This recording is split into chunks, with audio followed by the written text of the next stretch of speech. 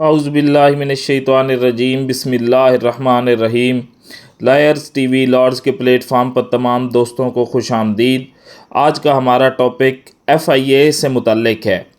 FIA में complaint कैसे file होती है, ऑनलाइन पोर्टल कैसे यूज़ होता है, एविडेंस कैसे जमा करनी होती हैं, FIR किन सेक्शन के तहत होती है, प्रोसीडिंग जो हैं किस किस सेक्शन के मुताबिक चलती हैं, और NCCI पंजाब का क्या रोल है, और अगर FIA एक्शन ना ले तो कोर्ट से क्या रिलीफ मिल सकता है।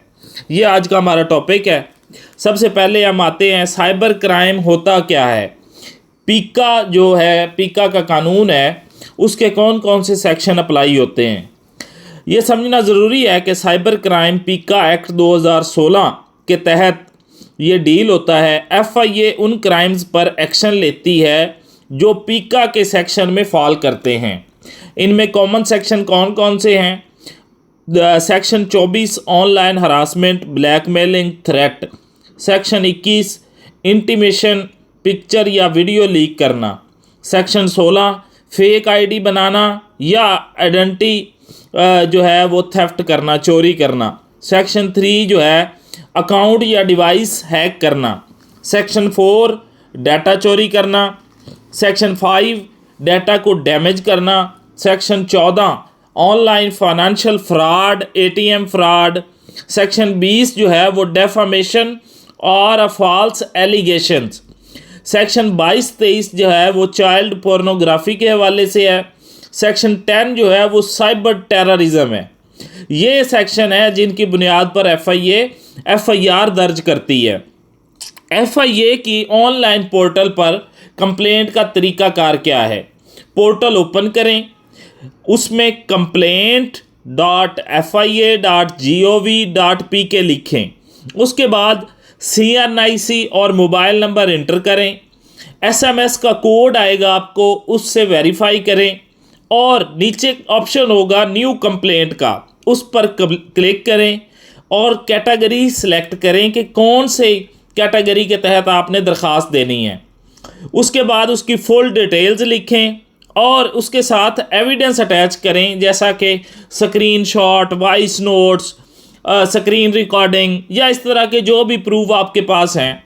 उस पर करने के बाद आप सबमिट का ऑप्शन होगा, वो सबमिट पर क्लिक करें और इस तरह आपका जो है कंप्लेंट फाइल हो जाएगी और आपको ट्रैकिंग ID मिलेगी, जिससे आपका केस का स्टेटस चेक होता रहेगा कि कहाँ पे पहुँचा है आपका केस। एविडेंस कलेक्शन करने का क्या तरीका है जी? एविडेंस जितनी स्ट्रॉन्ग होगी इंक्वायरी उतनी जल्दी होगी। फुल स्क्रीनशॉट्स लें, फेक ID का लिंक लें, ऑडियो या वीडियो मैसेजेस जो आपके पास हैं वो, WhatsApp नंबर की picture, bank transaction proof, call record या स्क्रीनशॉट, ओरिजिनल फ़ोन प्रिजर्व्ड रखना, मतलब जो जिस फ़ोन के साथ आपसे फ्रॉड हुआ है वो फ़ोन आपने वैसे ही रखना है और वो जो है आपने कोई भी स्क्रीनशॉट को एडिट नहीं करना, किसी चीज़ को एडिट नहीं करना, एज इट इज़ ही आपने FIA को जमा करवाना है।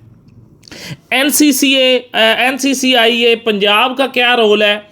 वो इनिशियल कंप्लेंट जो है वो रिसीव करता है, डाटा सिक्योर करता है और वुमेन हरासमेंट केस को प्रायोरिटी देता है, FIA के साथ कोऑर्डिनेशन करता है और प्रिलिमिनरी इंफॉर्मेशन जो है उनको वेरीफाई करता है। लेकिन FIR जो है उसकी हमेशा FIA ही रजिस्टर करती है।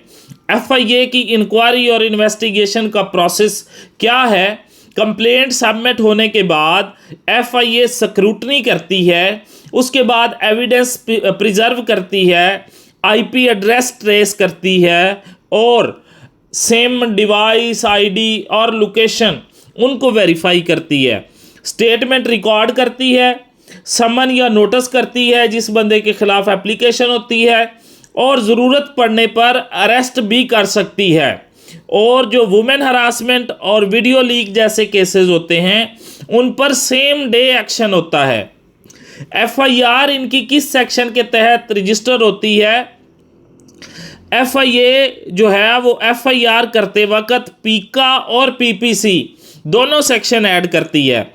पीका सेक्शन में जो है अनऑथराइज असेस, डेटा ड्राफ्ट, ये डेटा थेफ्ट करना, 3, 4, 5 सेक्शन पीका एक्ट का, और 14 के तहत फिनंशियल फ्रॉड, 16 के तहत fake ID, section 20 defamation, section 21 cyber stalking, video leaks, 24 harassment, 22-23 minor related crimes. PPC के जो सेक्शन है 419, 420 cheating by impersonation, fraud, forgery, harming reputation, 469, 468, 500 defamation, 509 harassment of women और 506 थ्रेट।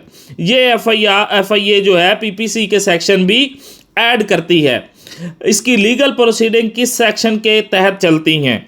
ये जी पीका सेक्शन 30 के तहत इन्वेस्टिगेशन होती है, सेक्शन 31 के तहत डिजिटल एविडेंस होती है, सेक्शन 32 के तहत सर्च वारंट होते हैं, 33 फॉरेंसिक होती है, 34 प्रोसिक्यूशन प्रोसेस होता है, 34 जो है 35 arrest and detention, QS 1984 digital evidence admissibility, CRPC जिन पॉइंट्स पर ज़रूरत होती है वो भी यूज़ करती है। आगे जो है इसका टाइम फ्रेम एक्शन क्या होता है?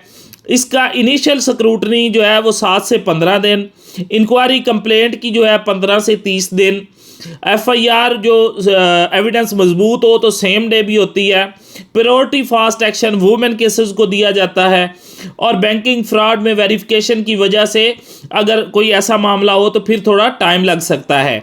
अगर FIA कार्रवाई नहीं करती तो कोर्ट में भी आप रेमेडीज अवेल कर सकते हैं। वो कौन सी रेमेडीज़ हैं? हाई कोर्ट रिट पटिशन 199 आप कर सकते हैं FIR दर्ज करवाने के लिए। अदालत में जो है रिट पटिशन आप 199 आर्टिकल के तहत दे सकते हैं। अगर FIR नहीं देती तो आप 199 के तहत हाई कोर्ट में रिट दायर कर सकते हैं। इसके अलावा जो है एप्लीकेशन जो है वो रिट पटिशन 22A 22B की, वो भी आप कोर्ट में सेशन कोर्ट में दायर कर सकते हैं। Protection application in session court, अगर कंप्लेंट आप करते हैं, कोई आपको थ्रेट मिल रहे हैं, तो वो आप रिट जो है 22A 22B की justice of peace additional session की कोर्ट में कर सकते हैं। तो ये तमाम चीज़ें जो हमने डिस्कस की हैं, अगर आप ऑनलाइन हरासमेंट, ब्लैकमेलिंग, फ्रॉड या हैकिंग का शिकार हैं तो बिल्कुल डरें ना, आप FIA के पोर्टल पर जाएं, कंप्लेंट फाइल करें और अपनी एविडेंस को सेव रखें। और अगर कहीं पर डिले या नेग्लिजेंस हो तो आप हाई कोर्ट से भी रिलीफ ले सकते हैं। ये आपका जो है टॉपिक था FIA के हवाले से जो आज हमने डिस्कस किया है। अगर कोई बात आपसे डिटेल से समझ ना आई हो, कोई बात आपको इसमें मिस हो, तो आप अपने कमेंट बॉक्स में कमेंट करके मुझसे पूछ सकते हैं। तो आज का हमारा ये टॉपिक FIA के हवाले से था। FIA कैसे काम करती है, कौन कौन से सेक्शन अप्लाई होते हैं और किन किन सेक्शन के तहत FIA की प्रोसीडिंग्स होती हैं, ये तमाम चीज़ें आज की वीडियो में हमने समझी हैं। इसके अलावा इंशाअल्लाह नेक्स्ट लीगल नॉलेज की वीडियो के साथ मिलते हैं। आज के लिए इजाज़त दीजिए। अल्लाह निगहबान।